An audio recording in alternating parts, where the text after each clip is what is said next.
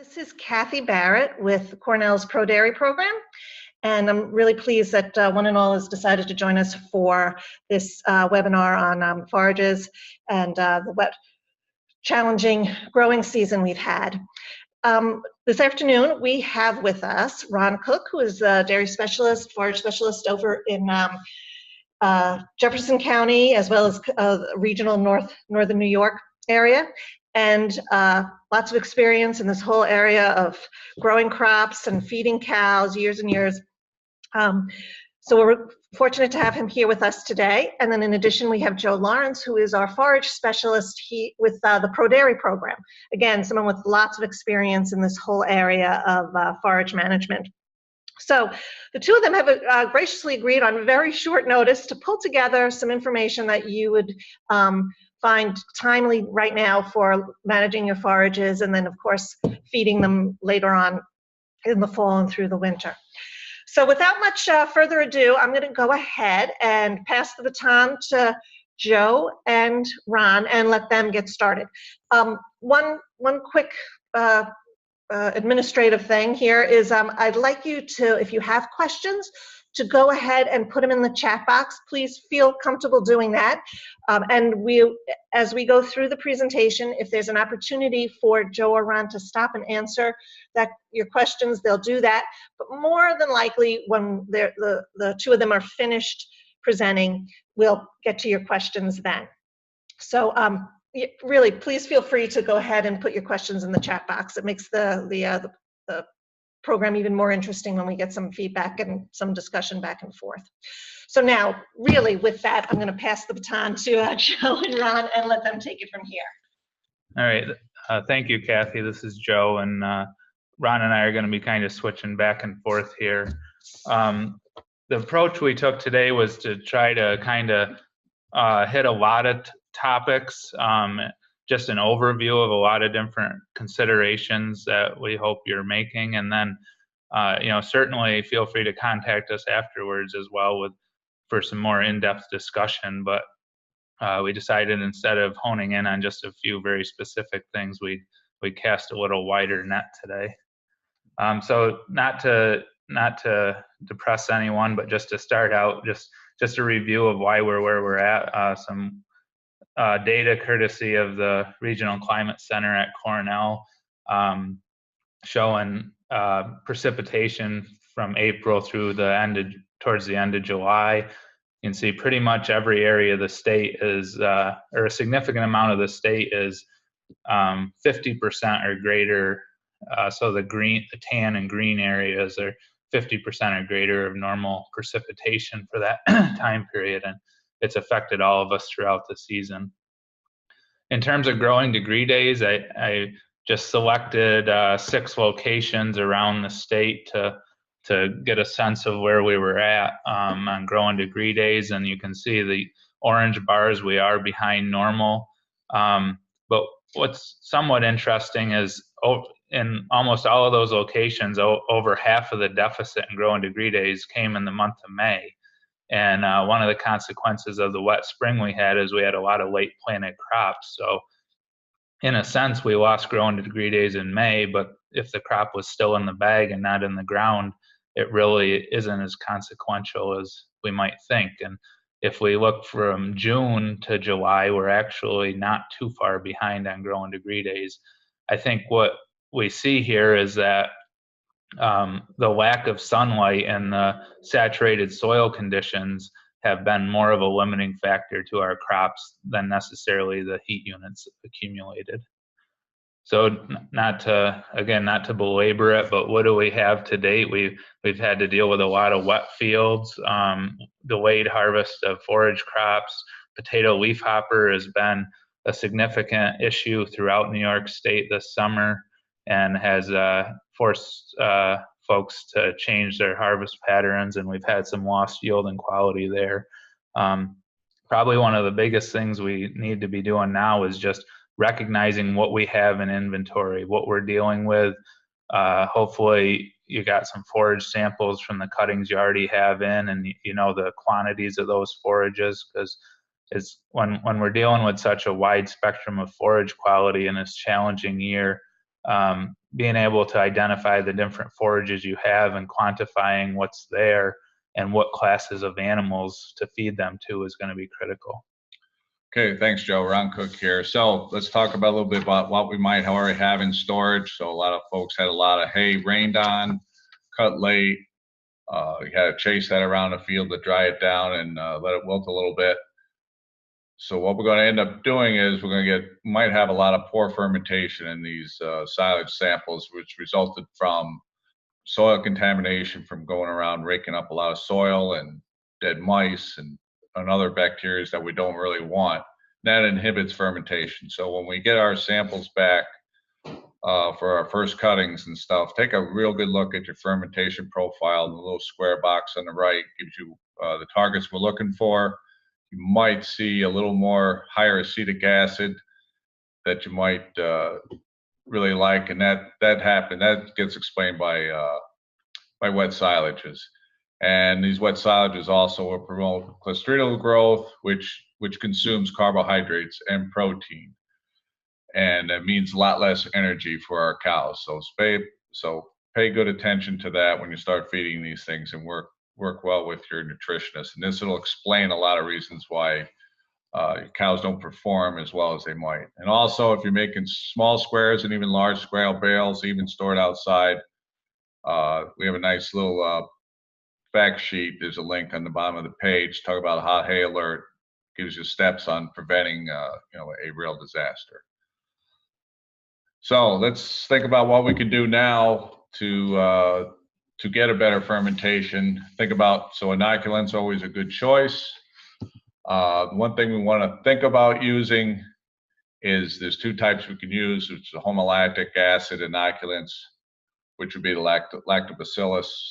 The other ones are the L-buchnerides, which produce acetic acid. So as we stated earlier, we might have some wet forages, so using a L-buchneri, which is a very good product or bacterium, but it'll still promote acetic acid in our haylages. What we really want to use is something that'll drop the pH very, very fast, and these homolactic inoculants work really well for that. So think about that. Talk with your salesman. Use university research-based products, and it'll really work well for you.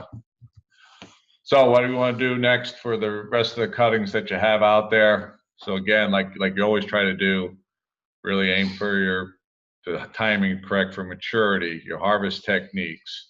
Joe will talk more about that. Your storage management, how you're going to store this stuff.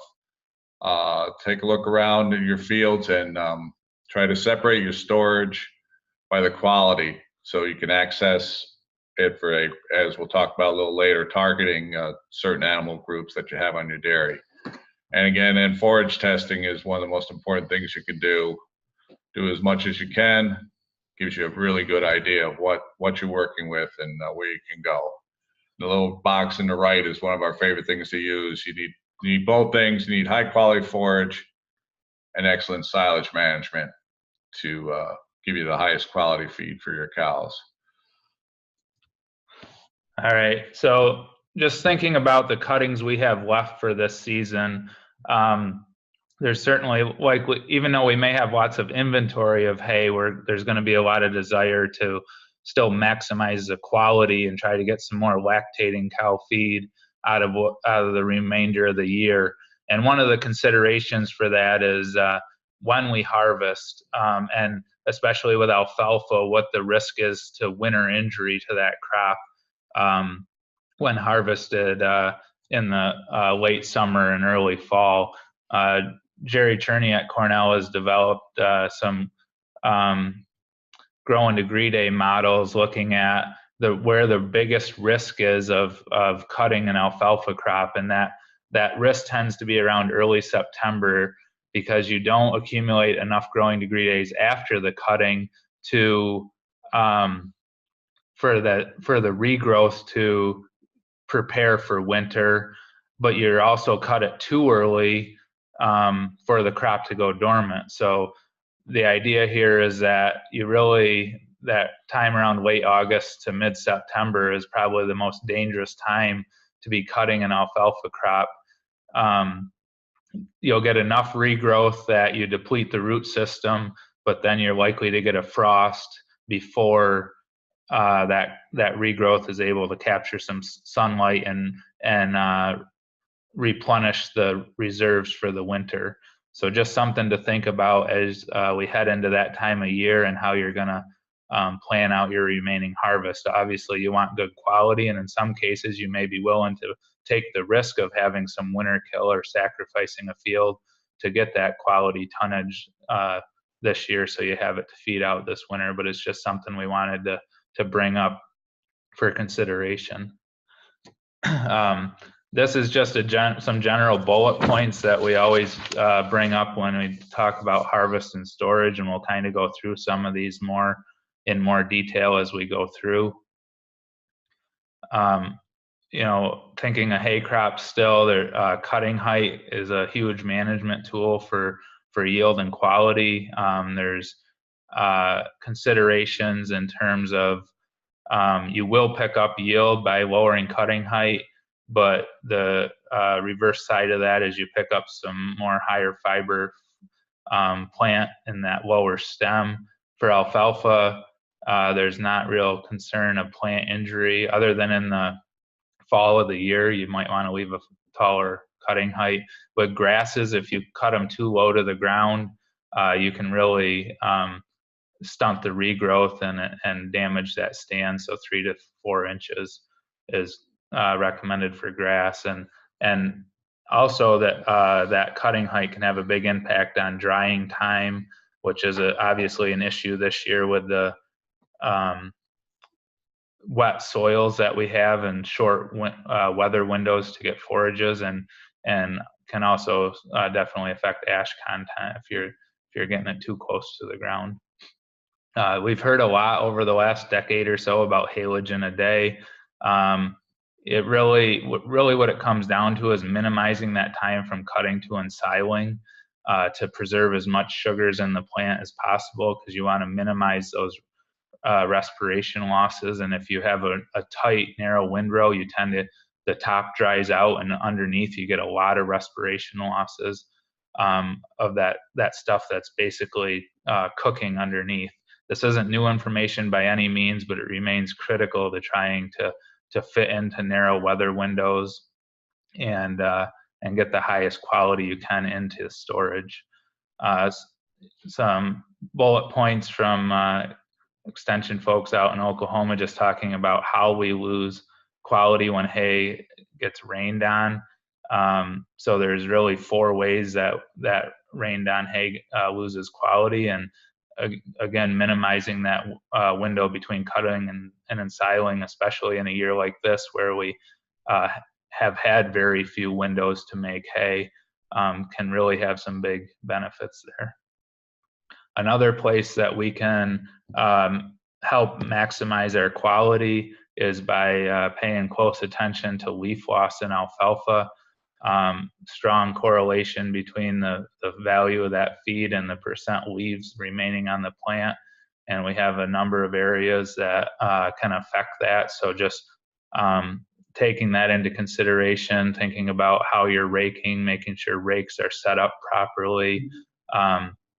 Again, minimizing that time from cutting to ensiling, all are going to help you retain leaves on that alfalfa crop and give you more quality that we really need going into this winter.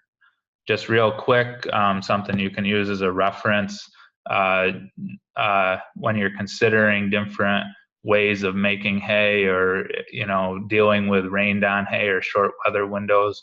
Just gives you some ideas of dry matter losses with different equipment operations and the change in nutrient value there.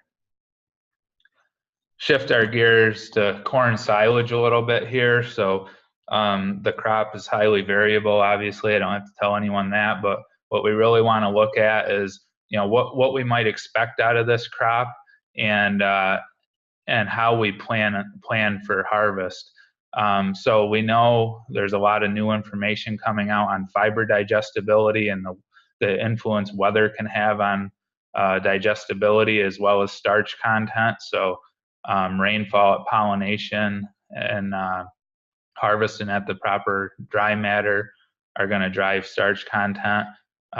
Some work out of Dairy 1 over the last couple of years has shown that in general, hotter, wetter growing conditions are going to make less digestible forages. And kind of perfect timing here, the recent Minor Institute Farm Report just came out yesterday for August, and an article right on the front page from Rick Grant is our high UNDF forages on the way. So that's high undigestible fiber in those forages. And so it was a really good article, really timely, and the links there to the farm report, I'd encourage you to look at that, because that is the speculation based on the weather that we're having, is that we could have some poorer digestibilities. And while we can't change the weather, we can start planning ahead right now to make sure that we're have a plan in place to utilize those forages the best we can before we get into feeding them. Another consideration with the wet weather is we do have a fairly shallow root system on the crops, and with that we're susceptible to a late season drought as well as potential wind damage later in the year. So just something to keep in mind as you're looking out to the rest of the season. So how do we figure out what portion of our crop is going to make it for silage harvest? Because we'd really like to categorize those fields to the ones that are likely to reach maturity and ones that may not. Because if we can categorize them now, we can also plan on how we're going to store that feed. Because we'd really like to store that feed in separate storages to make the best use out of it for different groups of animals, as we've already mentioned in this talk. So Bill Cox had done some work at Cornell a few years ago looking at growing degree days from silking to silage harvest. You can see here it ranges from 750 to 800 growing degree days based on the relative maturity of the crop. So using those same 6 locations around the state that I referenced earlier, I looked at growing degree day accumulation from the end of July through the middle of October.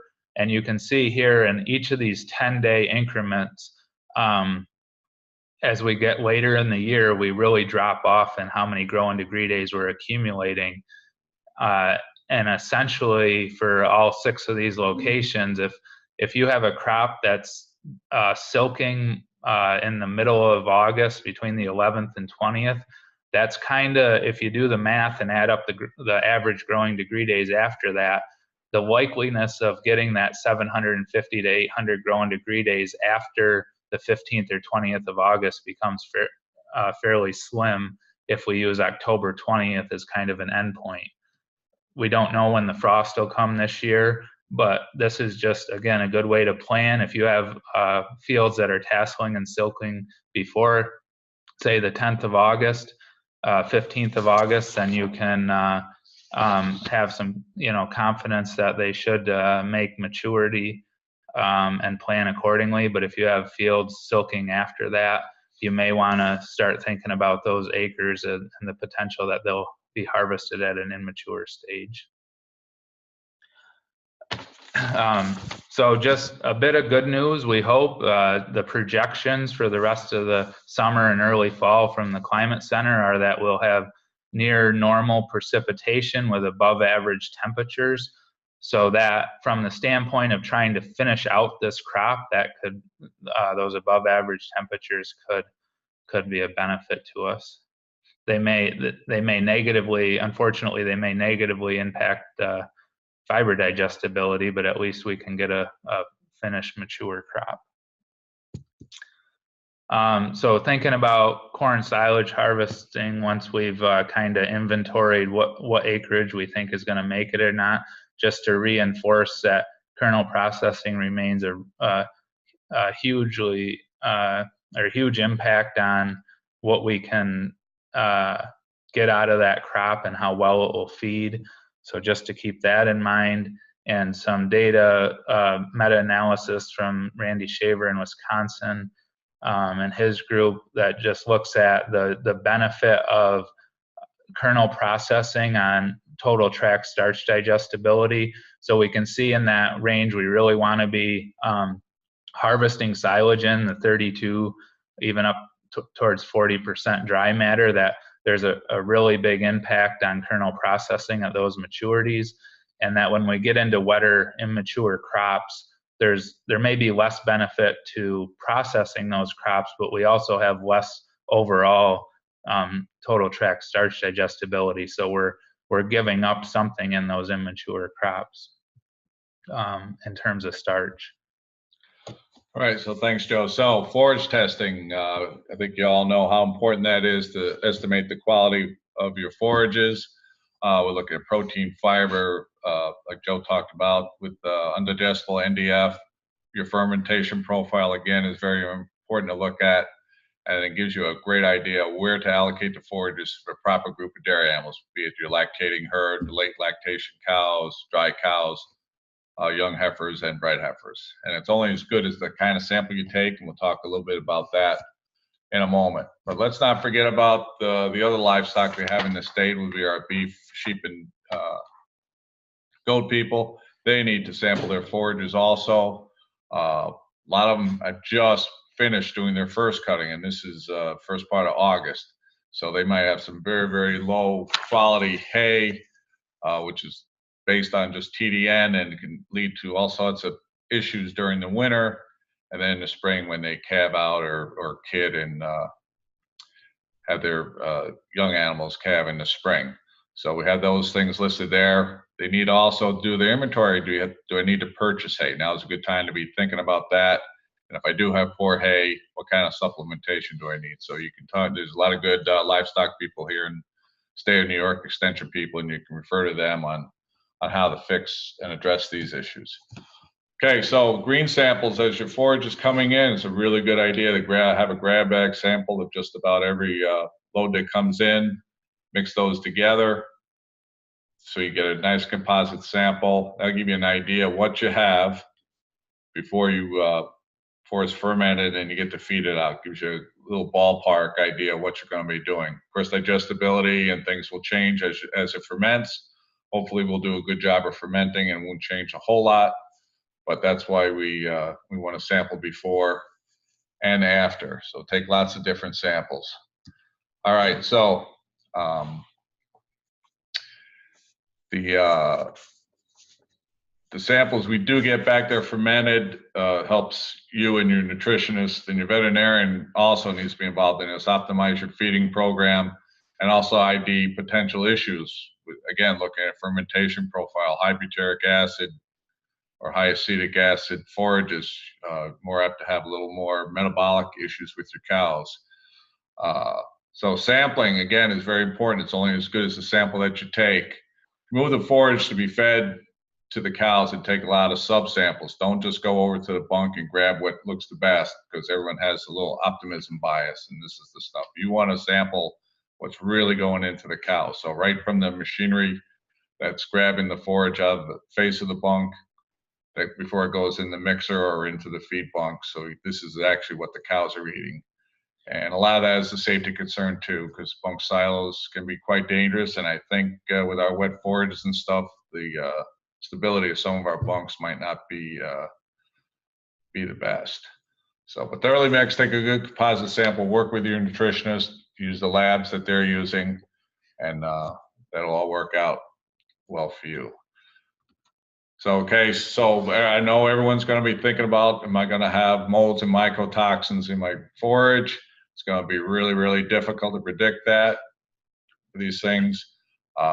We do have, since we had a lot of wet weather and plant injury to the living tissue, gives us a better chance of having molds and mycotoxins. And of course, we've had a lot of insect damage already in our alfalfa with fatal leafhopper.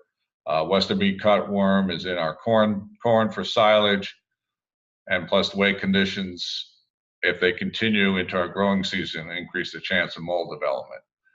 But if you do, so again, if you're fermenting these forages, make sure you do an excellent job of that, which will prevent a lot of mold from coming in, which is where the mycotoxins emanate from those. Even if you do have mold in your forage, though, it doesn't necessarily mean that you do have mycotoxins. But again, work with your nutritionist. Cornell has really good resources to help you with those those opportunities too. So do that. So storage again. So again, we want to minimize respiration losses, which we lose in carbohydrates and energy. So you want to pack your bunks very well, or your bags, whatever you're doing. Tight bales. If you're making large bales, use inoculants. When you do feed out, face management and bunk management are very, very important. So a stable forage in the bunk will make a stable forage in front of the cows. If it's not stable in the bunk, it's not going to be stable in front of the cows. Maximize your carryover, and again, more density, you get more forage in a smaller space. So make sure you optimize your forage into the right class of animals. So Joe and I have been doing a lot of work on this bunk density stuff. We came up with that little card you see on the right, which will give you on the top, it tells you how much tractor weight you need based on the other axis, how many tons delivered. So if you're in the green, you're in good shape. 15 pounds per dry matter is the minimum density, but we really think people can achieve 18 to 20 pounds, and you really, really have a really nice stable forage, again, for storage and fermentation. Plus you can pack a lot of good forage in a smaller space that you have to use. So, all right, and then feed out management is very, very important. Make sure that if you're feeding out of a bunk silo, you have minimized the amount of face exposed to oxygen. Keep it as clean as you can. Don't have a lot of fall down and waste sitting there. Keep the bunk silo floor as clean as you can. Of course, that's very, very tough. And of course, if you have bags or hay bales and stuff sit on the ground, be very, very careful and not to pick up as much soil and other contaminants that go along with that, so your cows aren't eating all that. Now, it's a really good opportunity also now to inventory your forages. It's always been important. It's even more important now. Know how much you have, what you have to work with. Another great opportunity to calculate how much shrink you have had in your system and what you can do next year to improve that. And as far as inventory and how to calculate all these things, there's some good fact sheets that Larry Chase put together. And it's on the website that you can see the link to that right at the bottom of the page. So match the right forages to the classes of animals. So if you take your green sample and you get your samples back, that box on the bottom right from University of Minnesota Extension, it's just a quick and dirty way of saying, okay, I'm going to look at my forage. Here's my, let's just take NDF, digestible NDF. This is where that falls in. These are the animals I can target this forage for. And that gives you an idea of how, and then along with inventory, gives you a really good idea of how much can I feed, what kind of animals can I feed this to, and if I don't have enough forage from a lactating cattle, quality forage, how can I supplement that and make that better. All right, so do that.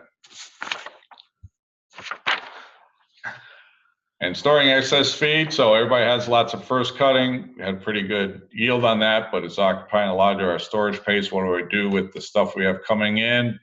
So the same, no matter where you put it, the same factors come in. You want to exclude the oxygen, which means packing it tightly, and think about where you're going to put this. So, think about, and a lot of folks have thought about using ag bags as a intermediary emergency place to put some of this forage if they've run out of upright silo space or horizontal silos that are on cement or asphalt. And make sure you consult your CAFO advisor for planning siting on this, because you want to make sure you put it in a spot that's accessible, that when you actually do have to do the feed out this winter, you'll be able to get to it adequately without any issues.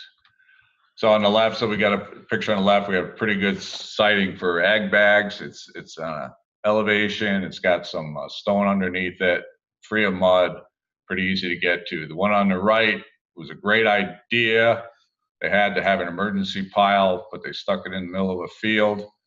They covered it, they packed it, covered it well, but it was very, very difficult to feed out, and they had as much shrink and waste as they had able to feed the cows. So So think long and hard about where you're going to put this stuff, and work with your nutritionist or extension agent where to best put your excess forage, or forage that might be exceptional or not quite as exceptional. All right, just one little example to wrap up, thinking about packing density and how big of an impact it can have. Ron and I were working with a farm recently, evaluating the need for more bunk space because they felt limited in space. And you know, overall, this was very clean, well-managed looking facility. But as we investigated it, we found that their current average densities on their bunks were fairly low. That led to a higher shrink from spoilage and extra respiration losses. And so as a result, for their herd, they were at about 9.5 months of storage on corn silage, which was much less than they wanted. And their thought was, do we need to build another bunk? We ran some quick math and said, well, let's look at this. If we can get some more density in this, get the density up to 18 from 13, and reduce our shrink down to 15%, we can jump the storage in the same footprint from 9.5 months to 14.5 months without pouring any more concrete. And so I just bring this up because we do have a lot of extra forages or extra tonnage in a lot of cases this year, even though the quality's not there. But how do we maximize the space we have and utilize the footprint we have? And you know, it really comes down to packing in a lot of cases to get that extra density in there. And there's so many more benefits to it in terms of the quality of the feed, stability at feed out, and everything else. So wrapping up, here's just a list of fact sheets from the Animal Science Department and the ProDairy website relevant to these sort of situations. And the links to those are there. We just wanted to summarize those, and certainly some good tools there for you to use. With that, we'll wrap up our part here and see if there's any questions. And Kathy may have mentioned this already, but this will be placed on the ProDairy website in a few days here, hopefully, and that so you can always go back and reference the links we had in the presentation when it's there. Thank you, Joe and Ron. That was excellent. We're pretty much out of time, but we did have one other request via the chat box, and that was to know if your slides will be available to folks. Can they email you directly and ask you about that? Absolutely. Yeah, in addition to being on the ProDairy site, feel free to email us and with any other questions, and we can get you the slides as well. Okay. Great. All right, with that, I'd like to once again thank Ron and Joe. Excellent presentation, timely, and you know, they really had to pull it together in a short time frame. So really appreciate it. Thank you guys. And also thanks to all of you for joining us. Again, check for if you need to pass on the link for the recordings. It's the ProDairy webinars, the same link you used today. So with that, everybody have a good afternoon.